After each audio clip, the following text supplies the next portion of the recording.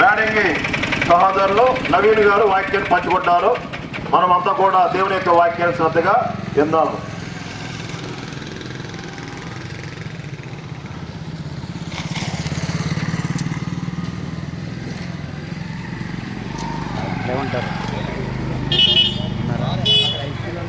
ప్రభువైన యేసుక్రీస్తు నామములో ఈ యొక్క పెనుమాదం గ్రామస్తులందరికీ కూడా శుభాలు తెలియజేసుకుంటున్న సమయంలో మేము ఈ విధంగా పాటలు పాడుకుంటూ ఈ మందికి ఎందుకు వచ్చుకున్నామంటే మేము కూడా ఒకప్పుడు ఈ లోకంలో తిరిగినట్టు వాళ్ళని దేవుని యొక్క లేఖన భాగం తెలియజేస్తుంది. జ్ఞానైనటువంటి సొలొమోను తన యొక్క లేఖన భాగంలో ఇది ఒకటి మాత్రము కనుగొన్నాను.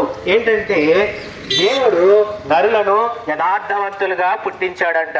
అయితే వారు ఎదిగే క్రమేపీ వాళ్ళు ఏం చేస్తున్నారంటే వివిధమైన తంత్రములు కల్పించుకొని ఇహలోకంలో పాపముతో జీవిస్తూ వచ్చి ఉన్నాం.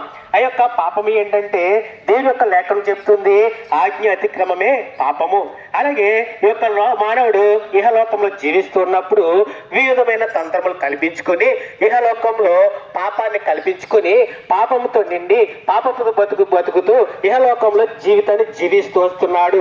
మరి పాపం పోవడానికి ఎలాగా, ఈ యొక్క పాపం పోవాలంటే ఏమి చేయాలి అని మనం ఆలోచన చేసినట్లయితే పాపము కడగబడాలి అంటే పరిశుద్ధుడైనటువంటి యేసు యొక్క రక్తంలో మనందరం కూడా కడగబడాలి. ఎప్పుడైతే యేసు యొక్క రక్తము మన మీద ప్రోక్షింపబడి ఎప్పుడైతే మనకు పాపములు మనం ఒప్పుకొని మన పాపములు విడిచిపెట్టి ఎప్పుడైతే నిజరక్షకుడు ఈ యొక్క పాపం నుంచి విమోచించే దేవుడైనటువంటి యేసుక్రీస్తు మన హృదయంలో విశ్వసించినచో మన యొక్క పాపపు జీవితము మార్చబడుతుంది. వాక్యం చెప్తుంది ఏ భేదము లేదు, అందరూ పాపము చేసి దేవుడు అనుగ్రహించే మహిమను పొందలేకుండా ఇహలోకంలో జీవిస్తూ వచ్చున్నాం. ఆ యొక్క పాపం పోవాలంటే ప్రభువైన యేసుక్రీస్తును నమ్ముకోవాలి. ఆ యొక్క లేఖన భాగం సెలవిస్తుంది నేనే మార్గమును సత్యమును జీవమునై ఉన్నాను.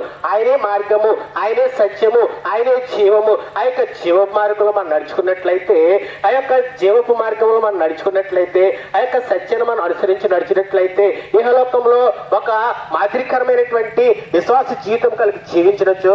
మన కొరకు ఆ యొక్క మనం అనుకుంటామే ఈ యొక్క మనం పరలోకము అన్నది ఒకటి ఉన్నది అని, ఆ యొక్క స్వర్గము ఒకటి ఉన్నదని మనం అనుకుంటామే. అక్కడికి వెళ్ళాలంటే ప్రతి ఒక్క మనుషుడు కూడా ఇహలోకంలో పాపము చేయకుండా తాను జీవితాన్ని పరిశుద్ధముగా ఉంచుకోవాలి. అట్లా ఎవరైతే జీవితం కలిగి ఉంటారో వాళ్ళు పరలోకానికి చేర్చబడతారు. మరి నా జీవితం ఎట్లా ఉంది ప్రశ్న వేసుకోండి. ఈ యొక్క మాటలు వింటున్న ప్రియ సహోదరుడా సహోదరి, ఈ యొక్క జీవితం ఎట్లా ఉంది?